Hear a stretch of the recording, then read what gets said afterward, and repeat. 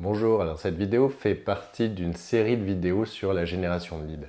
Dans cette vidéo, on va parler plus particulièrement de la capture des leads, ça veut dire des différentes pistes que l'on peut exploiter, que l'on peut tester pour optimiser la collecte de vos leads.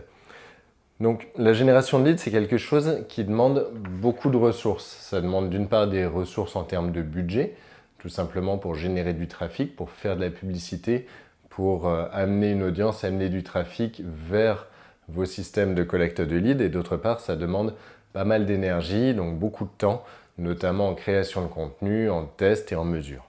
Donc c'est intéressant d'optimiser à fond la collecte de leads, d'optimiser à fond votre système de collecte de leads, tout simplement pour rentabiliser au maximum chaque contact généré et pour augmenter votre retour sur investissement. Ça veut dire que chaque lead, chaque projet détecté pour votre entreprise vous coûte le moins cher possible. Donc j'ai listé quelques pistes que vous pouvez tester pour optimiser, pour augmenter votre retour sur investissement. Donc dans cette vidéo, on va parler uniquement de la partie collecte. Dans la partie collecte, donc la première piste que je vous propose d'exploiter, c'est la base. C'est-à-dire dans quoi vous stockez les contacts que vous collectez via des formulaires ou via vos contenus sur Internet ou via votre publicité. Donc, est-ce que vous avez une base centralisée? Ça veut dire, est-ce que tous les leads, tous les contacts qui remplissent un formulaire par l'un de vos sites Internet rentrent dans une base centralisée qui est homogène, donc une seule base centralisée, homogène, avec les champs nécessaires pour pouvoir être exploité par la suite. Donc, pourquoi une base centralisée? Ça vous permettra de faire une recherche par la suite, donc de rechercher des leads et surtout de faire des extractions pour des campagnes futures. D'autre part, ça va vous permettre de travailler les contacts qui n'ont pas été mûrs pour être transformés tout de suite, de les travailler dans le temps. On appelle ça le nurturing. D'ailleurs, il y a une vidéo qui va être dédiée uniquement à ce sujet-là. Donc ça va vous permettre de les travailler dans le temps et de générer des leads par la suite. Ça veut dire d'augmenter votre taux de transformation. Donc déjà, la première piste à exploiter, c'est analyser dans quoi vous enregistrez vos leads, dans quoi vous les stockez, est-ce que la base est centralisée, est-ce qu'elle est consultable par tous, est-ce qu'elle est exploitable par tous, aussi bien par votre équipe qui gère le marketing que l'équipe de vente notamment. Une autre piste, regardez si vous exploitez les pages de remerciement et les emails de confirmation, les emails de remerciement. Ça, c'est quelque chose que les gens lisent. Quand ils remplissent un formulaire, ils ont un email de remerciement, souvent, ou en tout cas, ils ont une page de confirmation. Et souvent, cette page de confirmation est sous-exploitée, alors qu'on a toute l'attention de l'internaute.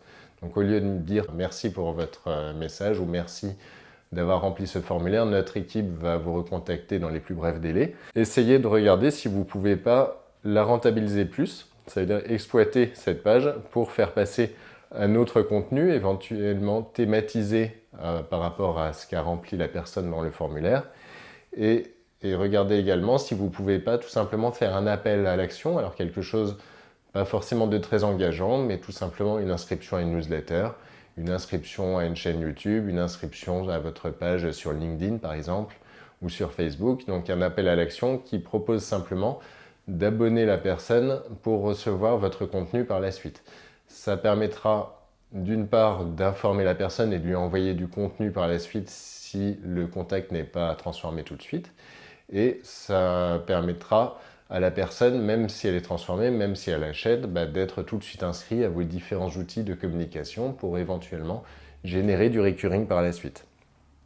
Ensuite, une troisième piste intéressante, c'est la partie synchronisation. Donc, comme dans toutes les entreprises, vous avez certainement différents outils, par exemple un CRM pour vos commerciaux.